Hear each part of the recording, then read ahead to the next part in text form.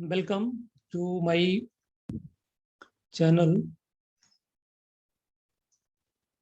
In this lecture series, we will discuss a paper of MSc Mathematics, and topic is differential geometry.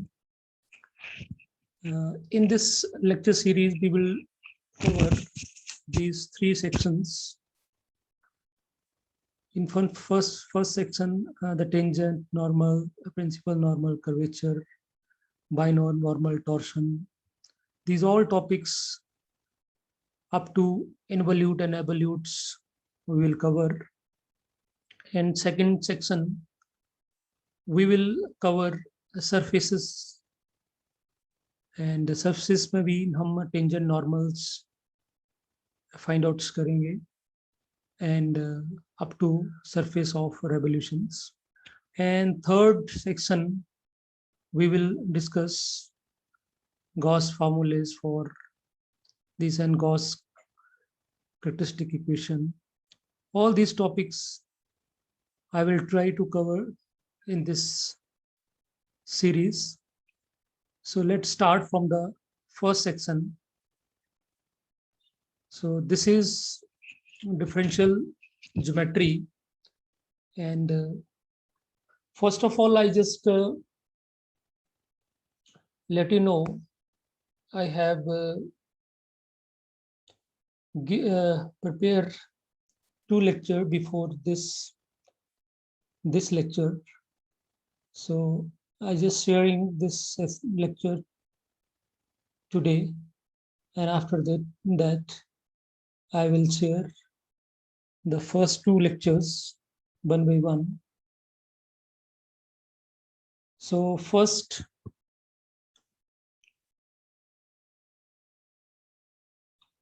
here is principal normals and binormals. And I think it is very known to all of us what is normal, and if we make a tangent, then it will be a normal to this line, that is perpendicular to this line. So this is normal. What we dealing here is space curve. This is space curve. This is a three-dimensional curve. So there is some changes to interpret it. So that's why we just first of all we discuss the definitions of principal normals and binormals. So all the normals to a curve at any point lie in the plane to the point perpendicular to the tangents. Clear? To the curve that is in the normal plane, and two of these normals are the great importance, are given special names. So in a space there, at this point, infinite number of tangent normals can be drawn to this tangent because it is in space. What all of these normals, only two normals are very important. First is principal normals, and second is binormal. So principal normal, the normal which lie in the osculating plane at any point of a curve is principal normal. So I have discussed in the lecture 2 what is osculating plane. So a normal which lies in the osculating plane is called principal normal. So you know, this tangent lie in a osculating plane. If this is our osculating plane, it contains this tangent, and this is the normal to this tangent, and this tangent also contains this osculating plane. So this normal is known as principal normal, and other normal is this, that is perpendicular to osculating plane. So that known as binormal. So the normal which perpendicular to osculating plane at a point is called binormal.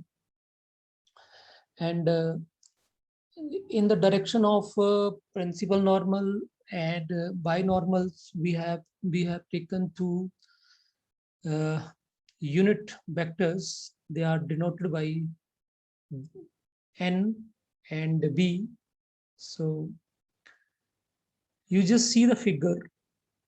In every point of the space curve, if you see here, at the every point of this space curve, there will be a triode. That triode means T, N, and B. At every point of this space curve, there will be a tangent, binormal, normal, and principal normals. Okay. And another figure you can see, this is our osculating plane. This is our osculating plane, this one. And this osculating planes contain this tangent n, T, and this n.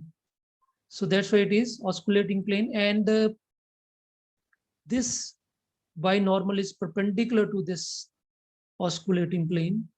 So that's why B is perpendicular to both n and T. So this is osculating plane. And other two planes are normal plane and rectifying plane. We will discuss later about these two planes. So first of all, we just discussing here unit normals. So next thing is that in which direction these unit normals, principal normal and binormal, will we act. So clearly this binormal is perpendicular to osculating plane, as we have discussed in earlier. And osculating plane is perpendicular to R cross R. Thus we have discussed in lecture 2 why this osculating plane is perpendicular to R dot cross R double dot. You see the figure here. This is osculating plane and this is tangent, that is R dot T. And this is perpendicular to the osculating plane, that is R dot R cross R double dot. And we also written here, this B is perpendicular to osculating plane. That means that this binormal will be parallel to R dot cross R double dot. So it is clear what is the direction of this binormal. Binormal will be parallel to R dot cross R double dot. And this R is known to us, it is a space curve. So simply we can find this vector, and by finding this vector, we can simply find the direction of this binormal. Okay, now we will talk about principal normals. So there, as we know, this principal normal is perpendicular to tangent, and n is also perpendicular to y normal. So it means that this, you see, this is your R and this is your R dot cross R double dot. So cross of these two are this vector cross this vector will be perpendicular to T vector, this one. And simply you can see n is also perpendicular to T. So what this mean? It means that this principal normal will be parallel to this vector. And you can see from this figure also how it is parallel to n vector. So why this interpretation? We can identify the direction of normals, both normals.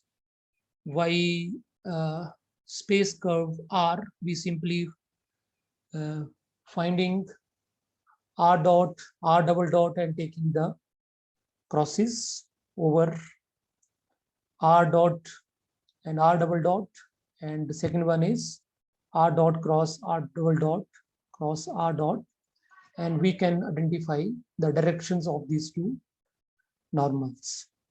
Okay, if in the place of u as a parameter, if we take parameter s, arc length s, in the place of u, in this space curve, there the parameter is here r is depending upon u. So in the place of u, if we take this r is depending upon s, and s is nothing but it is arc length, then how can we interpret the directions of normals? So you see, t is the unit tangent vector at a point of a space curve. That is, you can see this r is depending upon s. This is space curve, and we know dot product of unit vector with itself is equal to 1. So you can write like this, because r dash is nothing but it is derivative of r with respect to s, and that is equal to t. So on differentiating this with respect to s, we get this result, a very simple differentiation. We just doing by product rule. So from here, from this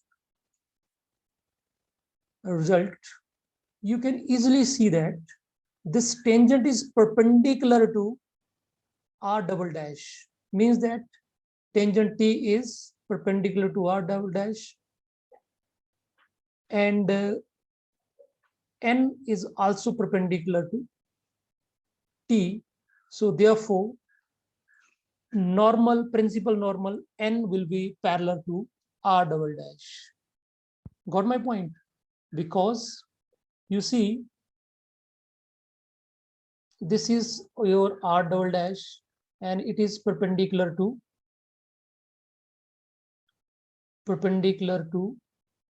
t vector.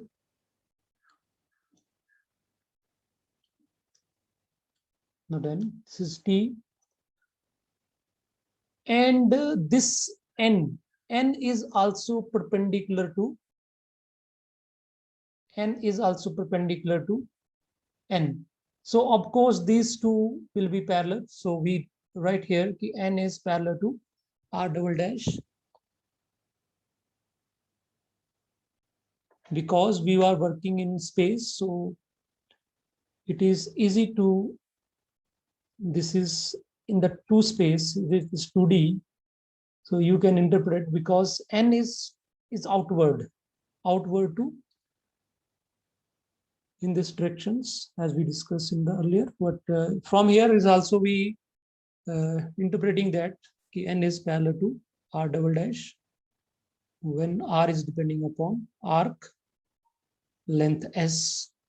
Now, if we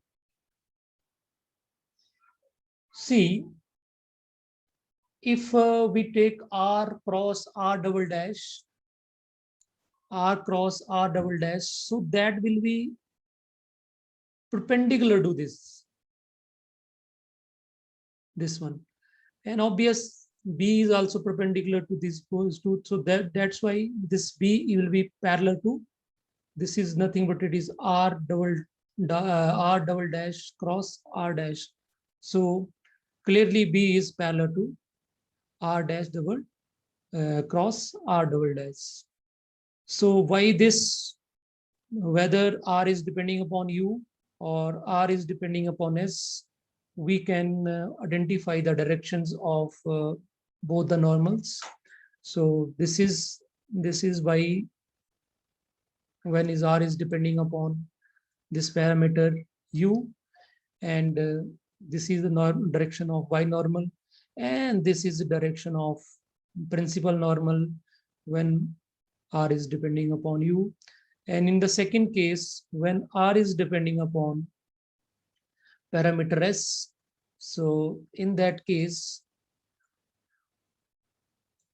N principal normal is parallel to R double dash, and principal binormal is parallel to R dash cross R double dash.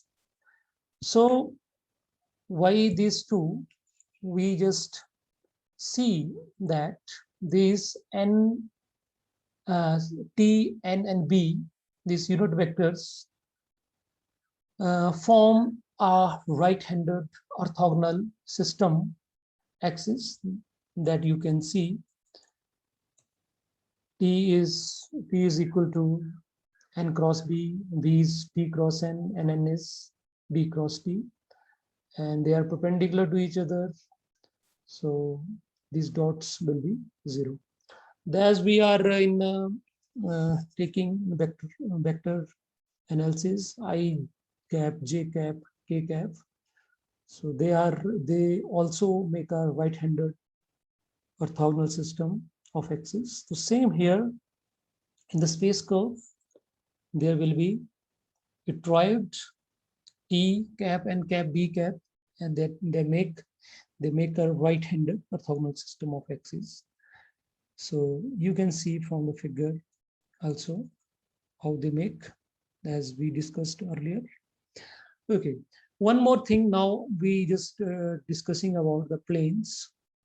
So as we discussed, this is our osculating plane, and this osculating contains T and N, and this plane, normal plane, which contains V and N, and this rectifying plane contain this and this.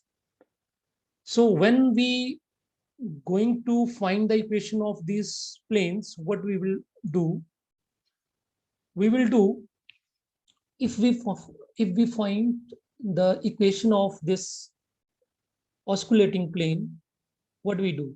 We take arbitrary point R, whose position vector is R, and this point P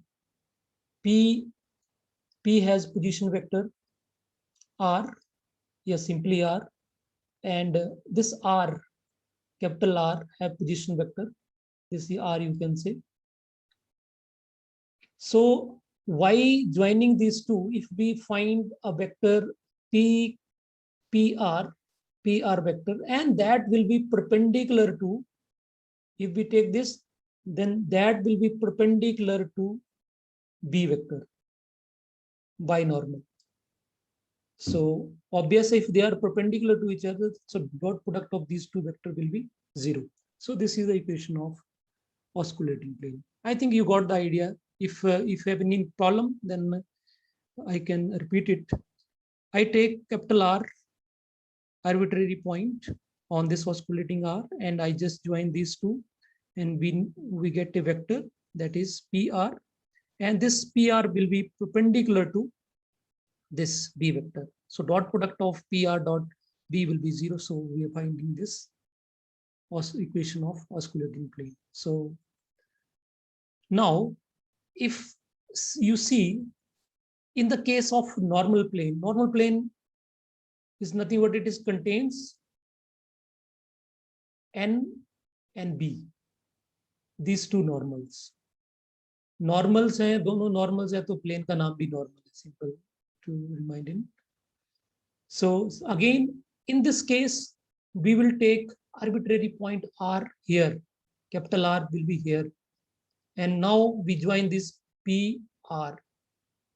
So in that case, this PR will be perpendicular to what? It will be perpendicular to this T vector. So that's why R dot R, capital R minus R dot T will be 0. So this is equation of normal plane. Very simple. Or last but not the least, rectifying plane. In that case, where we take arbitrary point capital R here, and from here we join this P, so we get PR, and this PR vector will be perpendicular to this N vector. So in rectifying plane, the equation of rectifying plane will be R minus R dot N equal to 0. So these three planes also known as fundamental planes. So I think it is enough for this lecture. We will discuss further in the fourth lecture. Thank you.